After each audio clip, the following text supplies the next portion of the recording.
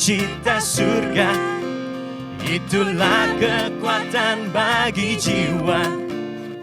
Ku dapat rasakan kasih-Nya di tengah badai yang bergelora. Terima sukacita surga, itulah kekuatan bagi jiwa. Ku dapat saksikan kuasa-Nya, taklukkan badai yang bergelora. Haleluya, Kau ada dalam hatiku, takkan patah semangatku, takkan hilang kekuatanku. Haleluya, ku mau bersorak bagimu, sukacita surga nyata penuhiku.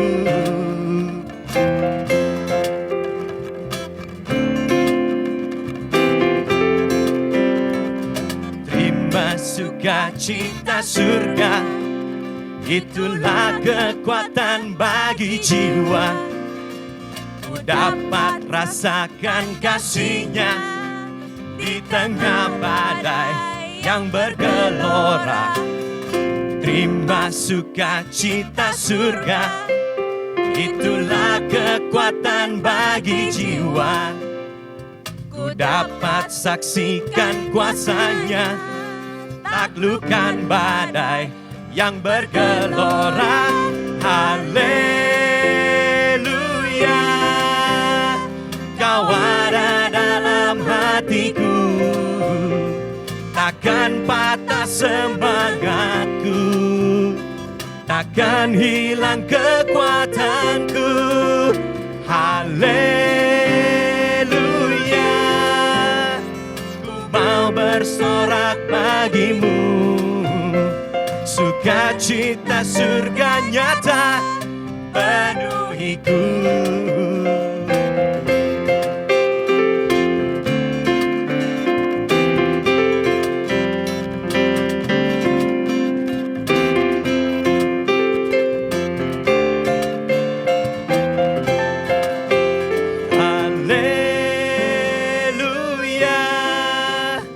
Kau ada dalam hatiku, takkan patah semangatku, takkan hilang kekuatanku.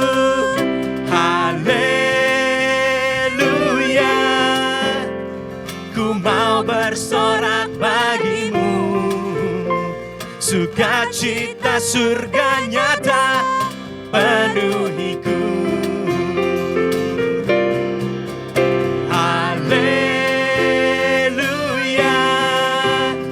Kau ada dalam hatiku, takkan patah semangatku, takkan hilang kekuatanku. Haleluya, ku mau bersorak bagimu, sukacita surga nyata, sukacita surga nyata, sukacita surga nyata penuhiku.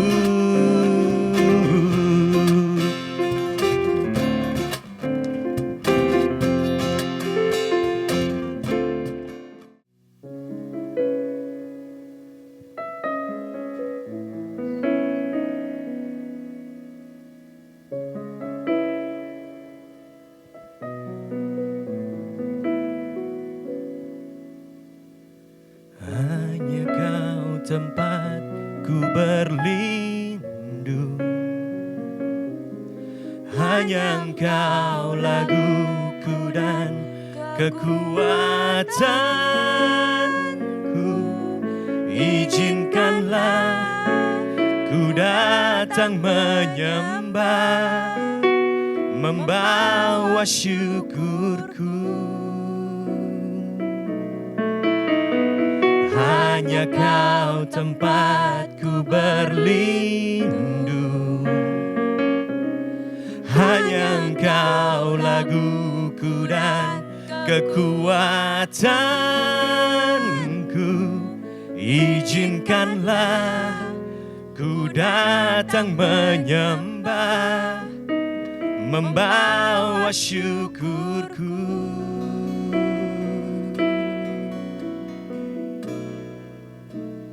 Sedalamnya hatiku Kau pun tahu, dan kasih-Mu tak jauh dalam jiwaku. Di dalam kesesakan, di dalam kemenangan, ku tahu Engkau selalu bersamaku.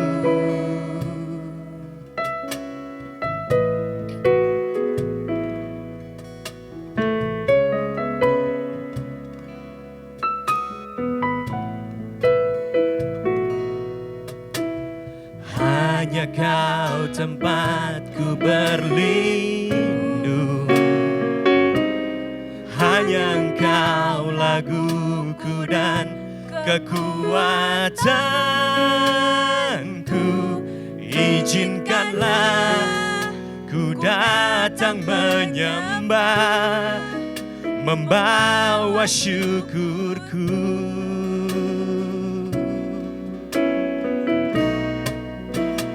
Sedalamnya hatiku Kau pun tahu, dan kasih-Mu tak jauh dalam jiwaku. Di dalam kesesakan, di dalam kemenangan, ku tahu Engkau selalu bersamaku. Sedalamnya hatiku Kau pun tahu, dan kasih-Mu tak jauh dalam jiwaku. Di dalam kesesakan, di dalam kemenangan, ku tahu Engkau selalu bersamaku. Shalom, salam sejahtera buat Bapak Ibu, saudara-saudari sekalian yang saya kasihi di dalam Tuhan Yesus. Hari ini kita bertemu lagi di dalam ibadah Arauna online, dan hari ini saya akan bawakan satu sharing firman Tuhan yang saya beri judul Orang yang Dapat Dipercaya. Gereja Arauna bulan Juli ini mengambil tema membentuk pribadi yang unggul. Jadi hari ini kita akan belajar bagaimana kita membentuk sebuah pribadi yang unggul itu dengan menjadi orang yang dapat dipercaya. Nah, definisi percaya sendiri itu kalau saya buka di dalam Kamus Besar Bahasa Indonesia, itu adalah mengakui atau meyakini bahwa sesuatu itu memang benar. Sebagai contoh, kita percaya kepada sebuah berita. Artinya kita meyakini atau kita mengakui bahwa berita itu benar. Demikian juga kalau kita percaya kepada misalnya makhluk halus atau makhluk gaib. Itu artinya kita percaya bahwa makhluk gaib atau kita mengakui dan percaya bahwa makhluk gaib atau makhluk halus itu memang benar ada, seperti itu. Demikian juga kalau kita percaya kepada seseorang, artinya kita percaya, mengakui dan meyakini bahwa apa yang dikatakan orang itu, apa yang dilakukan orang itu adalah benar. Demikian juga untuk diri kita sendiri. Kalau kita percaya pada diri sendiri, kita yakin bahwa atau mengakui dan meyakini bahwa apa yang kita kerjakan, apa yang kita ucapkan itu pun adalah sesuatu yang benar. Jadi percaya itu berarti kita mengakui, meyakini bahwa sesuatu itu memang benar. Seperti itu. Nah, kepercayaan itu sendiri tidak serta-merta itu didapat. Ya, kepercayaan kita kepercayaan seseorang kepada kita itu tidak serta-merta didapat, tetapi kepercayaan itu tetapi kepercayaan itu harus dibangun, ya. Tidak datang dengan sendirinya, tetapi harus dibangun. Kemudian kepercayaan itu juga tidak bisa dibeli.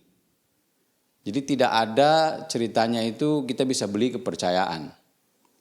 Sebagai contoh misalnya di dalam pemilu lah misalnya, banyak orang kan berkampanye, sebarkan leaflet, sebarkan spanduk dengan tujuan agar orang percaya kepada dia dan akhirnya bisa memilih dia. Tidak semudah itu orang percaya dengan cara seperti itu. Jadi kalaupun bisa dibeli, yang bisa dibeli itu hanya suaranya, tapi kepercayaan itu nggak bisa seperti itu. Jadi ya seperti saya katakan tadi bahwa kepercayaan itu harus kita bangun, ya, tidak datang dengan sendirinya dan tidak instan seperti itu. Nah, demikian juga kepercayaan itu tidak datang ketika misalnya kita tiba-tiba diurapi. Misalnya diurapi menjadi seorang pendeta. Terus tiba-tiba kita berharap semua orang percaya karena kita seorang pendeta, karena sudah diurapi. Tidak seperti itu, saudara. Perjalanan hidup seorang pendeta itu pun yang akan dia bangun kepercayaannya orang kepada dia. Jadi itu pun harus melalui proses. Tidak bisa datang secara instan lewat pengurapan seperti itu. Jadi kepercayaan itu adalah sesuatu yang harus kita bangun. Sebaliknya dan kita bangun itu dalam jangka waktu yang cukup lama, ya. Dan tidak instan seperti itu. Sebaliknya kalau kita mau meruntuhkan sebuah kepercayaan, itu juga diperlukan waktu yang sebentar saja kalau kita meruntuhkan itu kepercayaan orang kepada kita seperti itu. Nah, jadi bagaimana cara kita untuk membangun yang namanya kepercayaan? Nah, kepercayaan itu sendiri, kalau saya baca di dalam satu quote itu, trust is the currency of every relationship. Jadi kepercayaan itu adalah mata uang atau valuta untuk setiap hubungan yang kita jalani. Artinya apa, Pak? Maksudnya seperti ini. Mata uang itu kan sebenarnya alat tukar. Jadi kepercayaan juga itu sebenarnya adalah alat tukar, ya. Tanpa adanya kepercayaan maka tidak akan terjadi transaksi atau terjadi sebuah hubungan. Jadi kalau tidak ada uang kan transaksi tidak mungkin terjadi. Demikian juga kepercayaan. Kalau tidak ada kepercayaan maka hubungan itu pun tidak akan bisa tercipta atau terjadi. Jadi kalau kita mau dipercaya, maka sesuatu harus ada yang ditukar. Jadi harus ada terjadi pertukaran atau exchange. Baru kepercayaan itu bisa ada. Kalau kita belajar di dalam hukum Maxwell, saya pernah belajar 21 hukum kepemimpinan Maxwell. Nah, di hukum ke-14-nya itu, the law of buy-in atau hukum kepercayaan, di situ ada dikatakan uang receh. Maksudnya begini, hubungan kita atau interaksi kita dengan orang lain, ya, itu ada namanya kita mengumpulkan yang namanya uang receh. Semakin banyak uang receh yang kita punya terhadap orang itu, maka semakin besar juga kepercayaan kita kepada orang itu. Seperti itu. Contoh misalnya hubungan antara atasan dengan bawahan. Saya pernah kerja sebagai seorang profesional, memiliki beberapa anak buah. Jadi antara anak buah si A dan si B dan si C, itu uang recehnya berbeda-beda terhadap saya dari 3 orang anak buah saya ini. Yang satu ini uang recehnya banyak, yang satunya agak kurang, yang ini hampir tidak ada. Seperti itu. Artinya hampir tidak ada kepercayaan yang saya dapat dari dia seperti itu. Kenapa? Karena tidak ada yang dia tukarkan dengan saya. Tetapi sebaliknya dengan si A ini, dia itu banyak sekali uang recehnya. Kenapa? Ketika saya beri dia tugas, dia kerjakan dengan baik. Tidak pernah ada yang meleset. Ketika kita tanya, tidak banyak alasan yang dikemukakan. Semuanya berjalan dengan baik. Makanya tingkat kepercayaan saya kepada dia tinggi. Artinya uang receh dia kepada saya banyak. Sebaliknya dengan yang satu terbalik. Setiap saya sudah kerjakan sesuatu, nggak pernah ada yang beres. Jadi kepercayaan itu harus kita tukar. Yang si A ini dia menukarkan kepercayaannya dia kepada saya itu dengan tanggung jawab, dengan kejujuran. Misalnya ketika kasir kita berikan satu tugas untuk mengelola dan dia bisa mengelola dengan baik. Tidak ada yang hilang uangnya dan segala macam. Jadi semua harus ditukar, tidak bisa dibeli, harus ditukar. Ya, jadi tanggung jawab ditukar dengan tanggung jawab, ditukar dengan disiplin, ditukar dengan kejujuran, seperti itu. Nah, semakin besar kepercayaan, maka semakin juga kuat suatu hubungan. Contohlah di dalam suami istri, ketika hubungan kepercayaan antara suami istri itu besar, maka cinta dapat terus bertumbuh. Ya, ketika kepercayaan di dalam sebuah bisnis ada, maka partnership itu bisa terbentuk. Ketika kepercayaan di dalam suatu pekerjaan ada, maka promosi itu bisa datang. Kalau kepercayaan ada dalam sebuah pelayanan, maka kesatuan antara para pelayan Tuhan itu dengan sangat mudah terjadi. Jadi intinya bahwa tanpa ada kepercayaan itu sulit untuk kita membangun sebuah hubungan yang baik. Jadi penting sekali yang namanya kepercayaan itu. Nah, bagaimana itu kan tadi hubungan kepercayaan kita dengan sesama. Bagaimana dengan Tuhan? Ya. Di dalam Amsal 3 ayat 5 dikatakan begini. Percayalah kepada Tuhan dengan segenap hatimu dan janganlah bersandar kepada pengertianmu sendiri. Jadi di ayat ini Tuhan dengan jelas mengatakan bahwa atau mengundang kita, mengajak kita untuk percaya kepada Dia. Jadi kalau dalam hubungan kita dengan sesama, bagaimana kepercayaan itu bisa dibangun itu butuh waktu. Demikian juga dengan Tuhan. Ketika Tuhan mengajak kita untuk datang percaya sama Dia, itu kepercayaan dari masing-masing orang itu berbeda-beda. Ya. Ada yang baru kenal Tuhan, dia hanya dengar, tapi dia tidak berjalan bersama Tuhan. Perjalanan imannya belum ada. Itu berbeda kepercayaannya dia kepada Tuhan dibanding dengan ketika orang sudah lahir baru, sudah berjalan bersama Tuhan melalui berbagai macam ujian, berbagai macam masalah, kemudian dia berhasil melewati dan dia bisa mempercayai Tuhan karena dia bisa melewati dan akhirnya mendapatkan apa yang Tuhan janjikan kepada dia. Itu berbeda kepercayaannya dengan orang yang baru kenal, seperti itu. Jadi hubungan dengan Tuhan juga sama sebenarnya. Makanya saya tidak heran kalau orang yang baru percaya terus dia sering bertanya, katanya Tuhan begini, tapi kok seperti ini. Saya kadang nggak bisa menjudge itu orang juga. Kenapa? Karena perjalanan iman dia itu berbeda dengan saya, begitu loh. Saya sudah mengenal Tuhan, sudah menjalani suka duka dengan Tuhan. Jadi tingkat trust saya, tingkat kepercayaan saya itu tinggi sekali kepada Tuhan, begitu. Jadi tidak gampang digoyahkan seperti ketika orang baru terima Tuhan. Makanya Tuhan di dalam Amsal 3 ayat 5 itu dia mengajak kita untuk ayo percaya sama saya, berjalan bersama saya dan kamu akan lihat bahwa apa yang saya katakan itu benar seperti itu. Contohnya seperti Ayub. Ayub kan juga sama sebenarnya. Ayub itu dia pada akhirnya di dalam Ayub 42 ayat 5 dia berkata bahwa hanya dari kata orang saja aku mendengar engkau, tetapi sekarang mataku sendiri memandang engkau.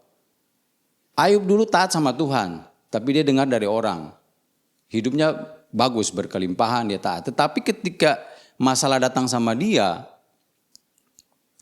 berhasil melewati masalah itu. Kenapa? Karena hartanya hilang, dia dirudung sakit yang luar biasa, anaknya juga meninggal semua. Jadi semuanya habis. Tapi karena dia terus bersandar sama Tuhan, tidak berdasarkan dia punya pengertian, akhirnya dia bisa melewati itu. Dan pada akhirnya apa? Tuhan menggantikan itu 2 kali lipat dari apa yang dia hilang. Apa yang dia dirugikan. 2 kali lipat dia digantikan. Makanya dia bisa berkata, dulu saya cuma dengar kamu begini. Tapi itu pun saya tetap percaya. Sekarang saya sudah lihat sendiri dengan mata saya bahwa engkau memang Allah yang baik. Itu berbeda pasti. Tingkat kepercayaan Ayub pada saat dia mulai awal percaya sama yang setelah pada akhir kisah Ayub ini, itu pasti sudah berbeda jauh. Level imannya pun berbeda sangat jauh. Seperti itu. Jadi Tuhan mengajak kita untuk membuktikan kebenaran firman-Nya. Tuhan ajak kita untuk, ayo coba kamu tes saya. percaya sama saya, apa yang saya katakan itu adalah semuanya benar. Seperti itu. Nah, ada beberapa hal yang sangat ditentukan oleh besarnya tingkat kepercayaan. Ada beberapa hal, tapi saya ambil ya mungkin sekitar 4 hal lah. Yang pertama bahwa kepercayaan itu menentukan kecepatan dari sebuah proses. Ya, semakin besar kepercayaan, maka semakin cepat juga proses itu terjadi. Ketika kepercayaan itu belum terbentuk, maka proses itu akan berjalan dengan sangat lambat. Saya ambil contoh seperti inilah. Saya pernah ada pengalaman meminta pinjaman ke bank. Waktu itu saya baru mulai usaha dan saya coba mengajukan. Saya ini kan orang yang baru, tidak dikenal bank, usaha juga baru mulai. Saudara, saya ngajuin, oh ya diterima terus diproses. Tetapi ujung-ujungnya apa? Belum bisa diterima. Susah sekali. Saya ngajukan dari satu bank ke bank lain, mereka cek semua, tanya usahanya bagaimana. Semuanya belum ada yang menerima. Ya. Meskipun saya punya jaminan nih. Jaminan saya ada, saya mau masukin, saya mau ambil pinjaman. Itu pun setelah dicek mereka belum berani kasih, saudara. Karena ya berbagai macam pertimbangan lah. Mungkin mereka takut ketika usaha gagal, saya nggak bisa bayar dan segala macam. Jadi tingkat kepercayaannya boleh dibilang hampir tidak ada. Makanya proses itu berjalan sangat lambat. Susah sekali saya untuk mendapatkan pinjaman. Pada akhirnya saya mendapat seorang teman yang bekerja di bank. Karena dia tahu background saya, dia tahu saya seperti apa orangnya. Dia berani kasih, saudara. Dengan jaminan mungkin dirinya sendiri dijaminkan seperti itu. Kalau terjadi apa-apa mungkin dia juga yang disalahkan, kan seperti itu. Nah, prosesnya cepat dan saya langsung mendapat pinjaman waktu itu. Jadi memang trust ini sangat penting ya. Karena sangat menentukan kecepatan sebuah proses. Apakah kita proses itu bisa berjalan dengan cepat atau lambat seperti itu. Kepercayaan juga itu menentukan rasa aman dan tentram. Jadi semakin besar kepercayaan kita kepada seseorang, maka semakin besar juga rasa aman kita atau rasa tentram kita terhadap sebuah situasi atau kepada seseorang seperti itu. Ya, contoh paling simpel lah hubungan suami istri lah. Ketika hubungan tingkat kepercayaan seorang istri kepada suami itu besar, dia akan merasa aman, dia akan merasa tentram aja. Tetapi ketika kepercayaannya itu sedikit, nah yang ada itu bukan rasa aman, tapi rasa khawatir, rasa curiga, rasa takut, itu akan muncul, bukan rasa tentram dan aman, saudara. Makanya kadang-kadang kalau suami istri yang trustnya kurang itu atau kepercayaannya kurang, ketika suaminya ada pekerjaan keluar kota atau kemana, sedikit-sedikit ditelepon, ditanya, kamu di mana? Kamu sama siapa ketemunya? Di mana? Berapa lama? Kenapa enggak ada info dan sebagainya? Nah itu ciri-ciri trustnya kurang, makanya selalu dicek. Di mana? Kenapa? Karena dia tidak rasa aman, dia tidak rasa nyaman begitu. Dia selalu khawatir. Jangan-jangan suami saya begini, jangan-jangan begini, jangan-jangan begini. Jadi selalu ada rasa curiga, ada rasa takut, rasa khawatir seperti itu. Tapi ketika trust itu ada, maka semuanya akan fine-fine saja, akan aman-aman saja. Demikian juga kepercayaan itu menentukan tingkat keterbukaan. Kalau ini sudah pasti ya, semakin percaya kita kepada seseorang, maka kita akan bisa semakin terbuka. Untuk dalam hal pembicaraan apapun, hal-hal yang lebih bersifat pribadi itu biasanya lebih terbuka. Ya nggak usah jauh-jauh lah dengan kita, dengan teman kita. Ada teman kita kan yang kita nggak bisa bicara hal sembarang. Tapi ketika ada teman yang dekat, kita bisa mungkin share bisa lebih banyak, lebih banyak hal yang bersifat mungkin lebih pribadi yang bisa kita sharingkan satu sama lain seperti itu. Beda halnya ketika kita nggak terlalu percaya sama teman kita ini, ya pasti kita akan berbicara hal-hal yang umum, istilahnya yang global, jadi tidak masuk sampai ke ranah pribadi seperti itu. Jadi kepercayaan itu sangat menentukan tingkat keterbukaan dari sebuah hubungan. Kemudian kepercayaan juga itu menentukan kedudukan atau otoritas dari seseorang. Maksudnya begini, ketika seseorang itu semakin dipercaya, saya percaya bahwa dia bisa diberikan otoritas, dia bisa diberikan kedudukan yang lebih tinggi atau lebih besar. Ya, contoh misalnya di dalam sebuah organisasi lah, dalam organisasi atau dalam sebuah perusahaan. Saya yakin bahwa level manager dengan yang namanya level supervisor itu pasti berbeda tingkat kepercayaannya. Ketika seorang sudah diberikan kepercayaan sebagai kedudukan atau posisi sebagai seorang manajer, saya percaya bahwa dia pasti dipercaya lebih. Kenapa? Makanya dia diberi tanggung jawab yang lebih besar untuk memimpin. Karena kan seorang supervisor itu kan pasti berbeda dengan seorang manajer. Seorang supervisor mungkin dia hanya skupnya secara area kerja mungkin kecil. Secara tanggung jawab atas pekerjaan juga mungkin dia skupnya hanya sebatas penjualan mungkin atau sebatas bidang accounting. Jadi hanya skup-skup tertentu yang dia dipercaya. Tetapi ketika sudah menjadi seorang manajer, dia bisa diberikan tanggung jawab yang lebih besar. Dengan skup yang lebih besar, areanya sudah pasti lebih besar. Kemudian banyak juga hal-hal yang lebih di-handle oleh si manajer ini. Kalau dulu dia kalau yang supervisor misalnya hanya mengenai penjualan, dia ini sudah penjualan, kemudian rugi laba, dia sudah harus melihat juga secara keuangan, dia harus lihat, secara pembukuannya dia harus lihat juga. Jadi itu kan tidak sembarang orang diberi kepercayaan seperti itu. Jadi semakin dipercaya seseorang, saya yakin semakin tinggi juga kedudukan yang dia dapat seperti itu. Karena itu juga berdasarkan pengalaman saya secara pribadi, baik saya ketika saya dipromosi maupun ketika saya mempromosikan saya punya anak buah. Semua itu pasti kita lihat daripada kepercayaan yang ada kepada anak buah kita. Demikian juga kepercayaan dari atasan kita kepada kita. Seperti itu. Nah, sekarang bagaimana cara kita membangun kepercayaan di dalam hidupnya kita? Ya, kita sudah belajar tadi banyak hal mengenai kepercayaan atau trust. Sekarang bagaimana kita bisa membangun kepercayaan itu di dalam hidupnya kita masing-masing. Yang pertama, ada 3 hal yang saya akan share di sini. Yang pertama adalah kita harus tahu, kita harus kenal, dan kita harus kerjakan yang namanya kebenaran. Jadi kepercayaan ini sangat berhubungan erat dengan yang namanya kebenaran.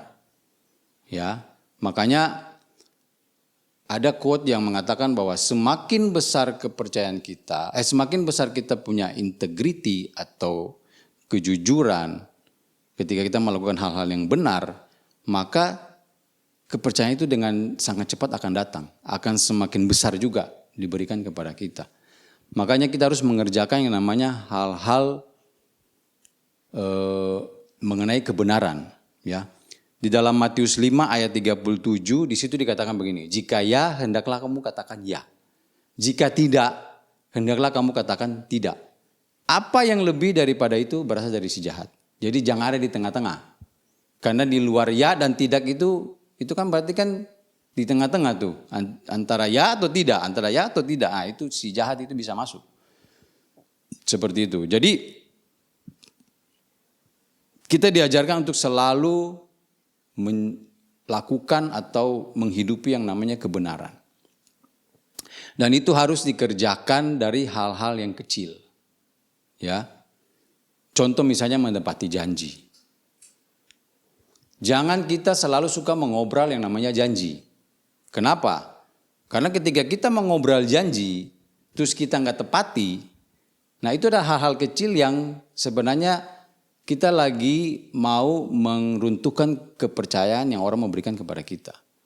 Ketika kita meremehkan yang namanya sebuah janji, jangan kita heran kalau nanti ada orang yang tidak lagi percaya sama kita. Bukan sebenarnya orang yang tidak percaya, tapi kita secara tidak langsung memerintahkan orang itu untuk tidak percaya kepada kita. Kenapa? Karena kita nggak pernah menepati apa yang kita janjikan. Makanya orang itu makin hari dia makin melihat, akhirnya dia nggak percaya. Jadi jangan meremehkan sebuah janji. Memang betul kadang-kadang kita budaya orang timur itu sungkan ya. Kalau kita nggak ngomong ini nanti sebentar dia nggak enak juga, akhirnya kita kasih janji, tapi kita nggak tahu kita akan susah untuk menepatinya. Cuma karena kita sungkan, akhirnya kita iya aja, tapi ternyata kita nggak tepati. Itu sebenarnya nggak boleh. Karena firman Tuhan katakan jika ya katakan ya, kalau tidak ya tidak. Ya memang cuman budaya orang timur ini agak susah. Saya sendiri jujur juga bergumul dengan hal itu, karena kita orang timur itu sungkanan. Jadi kadang-kadang hal itu yang membuat akhirnya kita punya hal-hal kecil yang kita bangun mengenai kepercayaan ini agak-agak susah akhirnya. Karena di depan lain jadinya di belakangnya lain kan. Karena apa? Karena sungkan, bukan karena ya, memang dia suka berbohong, bukan, tapi karena sungkan. Nah itu hal yang menurut saya harus kita quote atau kita garis bawahi supaya bisa kita perbaiki. Nah yang kedua poinnya adalah menjadi dewasa. Saudara, kepercayaan itu hanya bisa diberikan kepada orang yang sudah dewasa dan bukan anak-anak. Nggak pernah kan kita melihat ada anak-anak yang dipercaya. Pada umumnya, mostly ya saya bicara ini. Karena begini, yang menentukan itu bukan umur. Jadi seseorang dewasa itu kan sudah sering kita dengar bahwa dewasa itu bukan dilihat dari umur. Ada orang dewasa tapi modelnya kayak anak-anak. Tapi ada anak-anak atau anak remaja tapi dia sudah dewasa. Jadi yang saya bilang yang saya katakan di sini adalah bahwa kepercayaan itu hanya diberikan kepada orang dewasa, bukan orang besar. Ya, atau sudah tua begitu, bukan. Maksudnya sudah tinggi umurnya, enggak. Kepada orang dewasa dan bukan anak-anak. Karena anak-anak nggak bisa diberi kepercayaan. Dan ini bukan masalah umur. Ya, ini masalah kita menjadi seorang yang dewasa. Firman Tuhan di dalam 1 Korintus 3 ayat 11 berkata bahwa ketika aku kanak-kanak, aku berkata seperti kanak-kanak. Aku merasa seperti kanak-kanak. Aku berpikir pun seperti kanak-kanak. Sekarang sesudah aku menjadi dewasa, aku meninggalkan sifat kanak-kanak itu. Nah kita garis bawahi kata meninggalkan. Jadi ketika kita mau menjadi dewasa, satu hal yang kita perlu kerjakan yang firman Tuhan katakan adalah kita harus meninggalkan sifat kanak-kanak itu. Baru kita bisa berubah menjadi dewasa. Bukan ketika umur kita bertambah terus kita menjadi dewasa. Enggak. Tapi ketika kita meninggalkan sifat kanak-kanak itu. Jadi menjadi dewasa itu secara tidak langsung artinya terjadi ketika saat orang itu mengambil keputusan untuk meninggalkan sifat kanak-kanaknya. Ketika saat dia meninggalkan itu dan dia menjadi dewasa, maka kepercayaan itu akan datang. Ya, kepercayaan itu datang. Jadi ketika kepercayaan datang, maka datang juga yang namanya tanggung jawab. Ya, datang juga yang namanya tanggung jawab. Dan hanya orang besar yang bisa memikul tanggung jawab. Anak kecil nggak ada yang bisa memikul tanggung jawab. Karena sifat anak kecil itu mereka nggak bisa dipegang. Ketika dia ngomong begini sama yang dikerjakan itu bisa berbeda. Ya namanya juga kanak-kanak, ya seperti itu. Makanya kepercayaan itu datang, ketika kita menjadi dewasa maka kepercayaan itu bisa diberikan. Ketika kepercayaan itu diberikan atau datang karena kita bangun melalui kebiasaan kita, maka datang juga yang namanya tanggung jawab. Dan orang dewasa ya yang bisa memikul tanggung jawab itu. Nah itu bisa kelihatan contohnya seperti misalnya ketika kita ada buat kesalahan, ya. Ketika kita buat kesalahan, namanya juga manusia, tidak pernah ada manusia yang nggak buat salah, pasti ada salahnya. Nah, tapi bagaimana kita meresponi kesalahan kita itu yang bisa menentukan apa kita ini dewasa atau kita anak-anak. Kalau orang yang dewasa, ketika dia berbuat kesalahan, meresponi, dia akan bertanggung jawab. Dia akan mengakui, dia akan menjelaskan, dan dia akan memperbaikinya.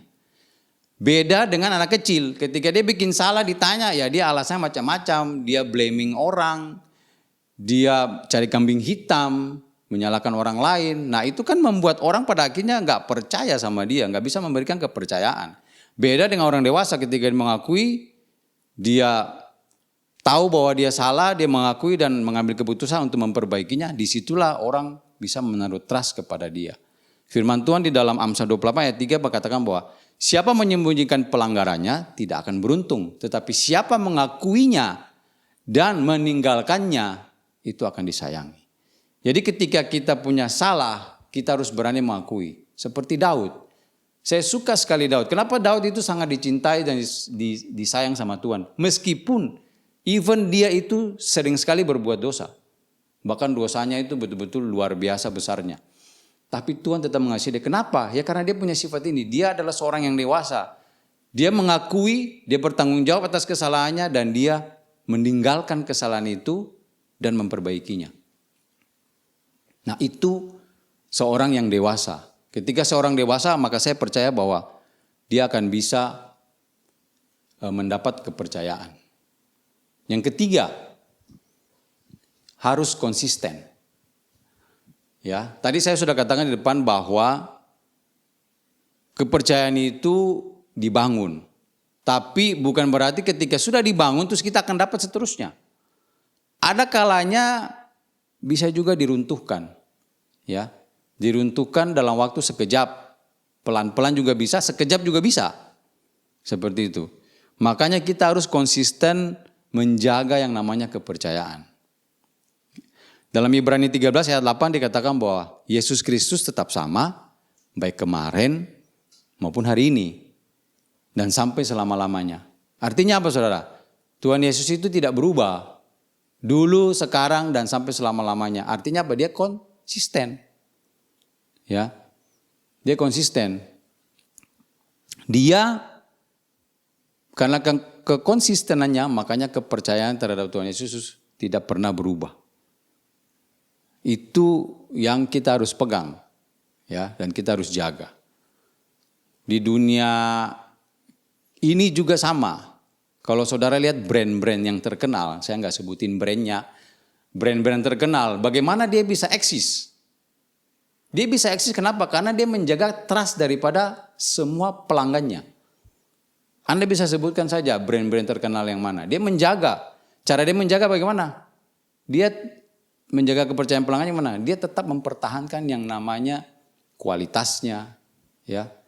Semua kalau dia bergerak dalam bidang makanan, semua standar makanannya sama. Mau kamu coba di negara ini, mau kamu coba di negara ini, semua sama.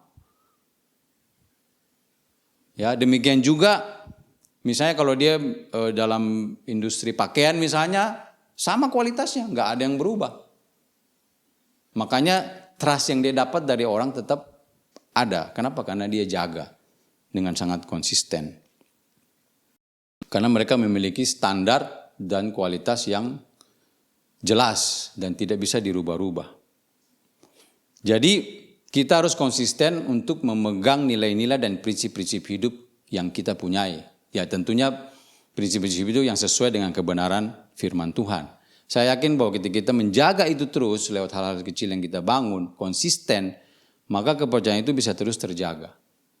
Ada seorang tokoh di dalam Alkitab yang saya pikir kita perlu belajar kalau mau bicara tentang kekonsistenan mengenai menjaga kepercayaan, yaitu Yusuf. Ya, kita tahu bahwa Yusuf itu dijual oleh saudara-saudaranya dan akhirnya dibeli oleh Potifar dan dibawa ke Mesir kan waktu itu. Disitulah awal dia mulai mendapat kepercayaan daripada yang namanya Potifar. Nah dia mendapat kepercayaan itu juga saya yakin tidak serta-merta Potifar langsung percaya. Pasti karena ada hal-hal yang dia tukar. Ya, ada hal-hal yang dia tukar dengan kepercayaan dari Potifar.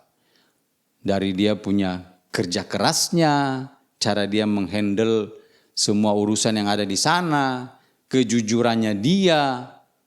Akhirnya di dalam Kejadian 39 ayat 6 itu dikatakan bahwa segala milik Potifar akhirnya dipercayakan kepada Yusuf. Nah, dalam perjalanan kepercayaannya Potifar yang diberikan kepada Yusuf itu bukan cuman mulus-mulus saja, kepercayaannya itu diuji. Ya, kenapa? Kalau kita lihat di dalam cerita Yusuf itu, istri Potifar itu kan tertarik sama Yusuf. Karena dia tertarik, dia terus menggoda Yusuf. Tetapi Yusuf dengan jelas mengatakan bahwa tidak. di dalam 39 ayat pasal 39 ayat 9b itu dikatakan, dia bilang sama istri Potifar begini, bagaimanakah mungkin aku melakukan kejahatan yang besar ini dan berbuat dosa kepada Allah. Jadi dia dengan tegas menolak semua godaan, bujuk rayu daripada istri Potifar. Dia tegas menolak dengan mengatakan bahwa bagaimana saya bisa lakukan kejahatan terhadap orang yang sudah beri kepercayaan kepada saya. Termasuk kamu juga dipercayakan Potifar kepada saya untuk dijaga. Tapi kalau saya melakukan hal ini untuk tidur dengan kamu, itu kejahatan yang besar yang saya lakukan dan dosa terhadap Tuhan saya. Itu yang dikatakan dan diuji. Jadi dia diuji. Ujiannya ini bukan 1-2 kali saudara. Kalau kalian baca di dalam kisah Yusuf ini, setiap hari dia digoda.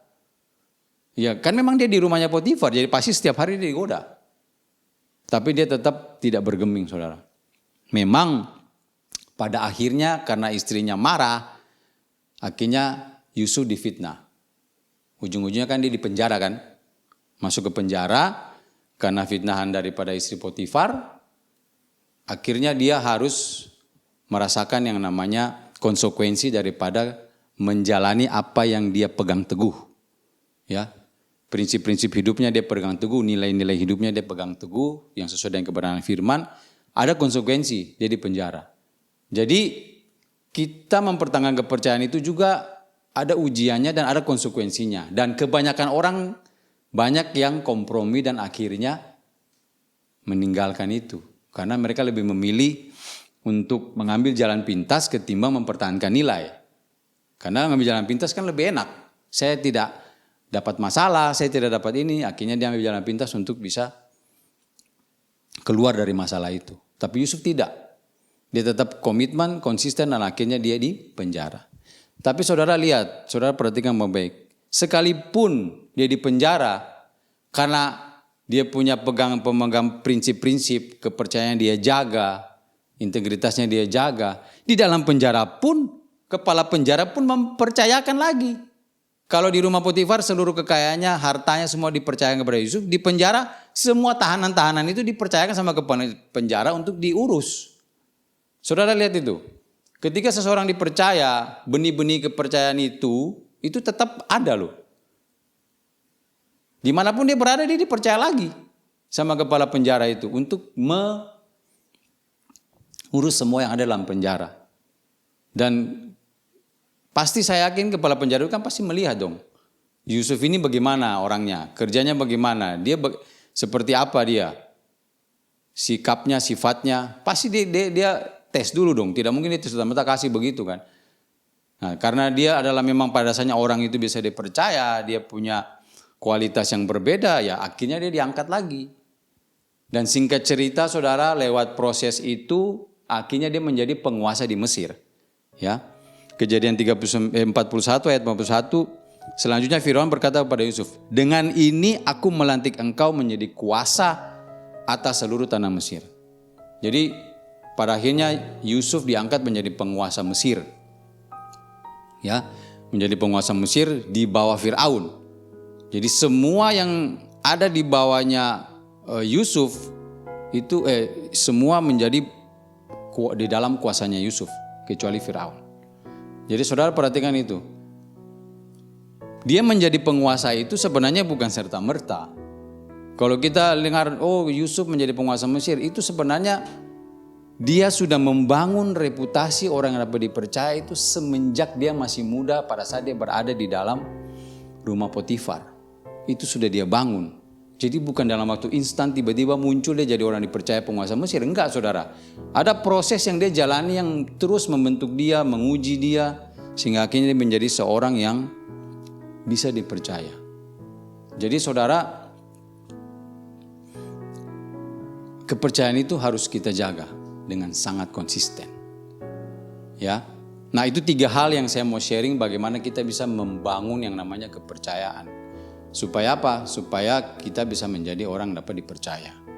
Saya di akhir khotbah ini saya berharap apa yang kita sudah pelajari, apa yang saya sudah sharing ini, saya berharap bisa menolong dan menguatkan Bapak Ibu Saudara-saudara sekalian supaya kita bisa hidup terus menjalani kehidupan ini dengan membangun kepercayaan. Ya, kita mulai dari hal-hal kecil lah, seperti saya bilang tadi, melalui kebiasaan-kebiasaan kecil yang kita lakukan, kebenaran firman Tuhan seperti menepati janji, kemudian konsisten dalam belajar terus menjadi orang percaya, bertanggung jawab.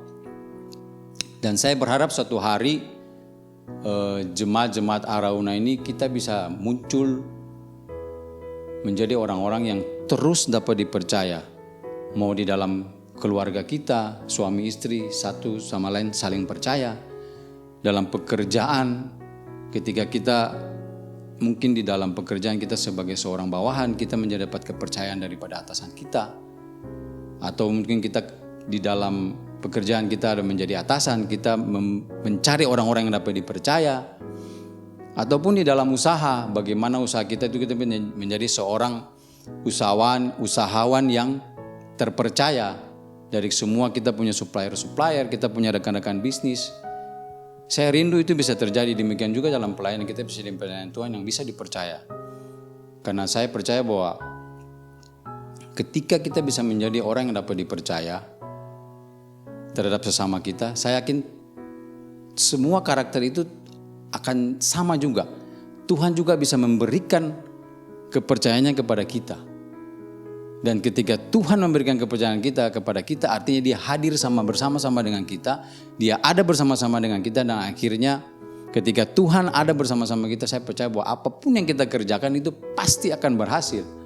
Mungkin ada banyak masalah, banyak tantangan, banyak rintangan, tetapi saya percaya bahwa kita melewati itu dan kita akan mendapatkan apa yang Tuhan janjikan dalam kehidupan kita.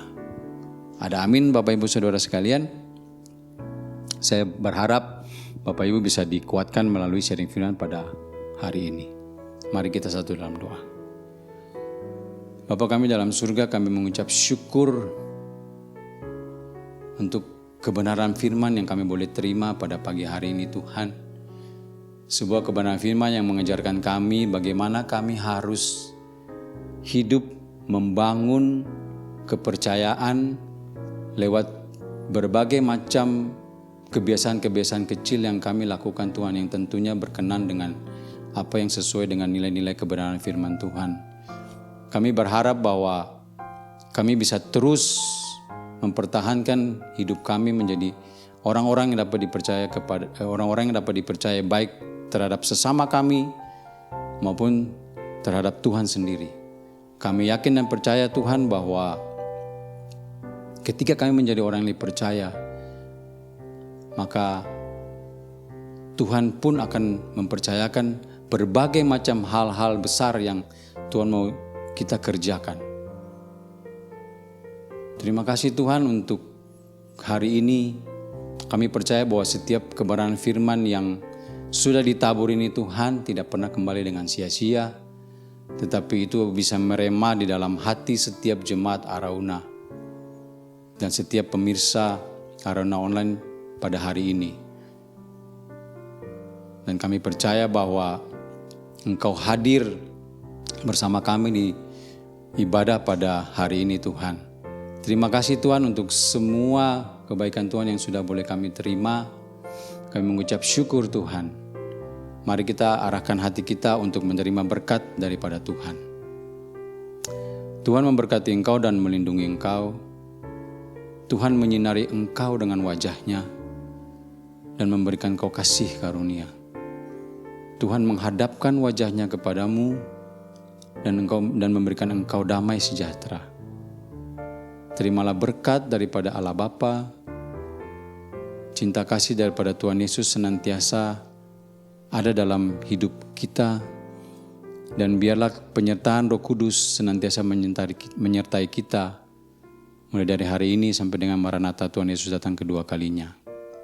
Sekali percaya Yesus, tetap percaya Yesus.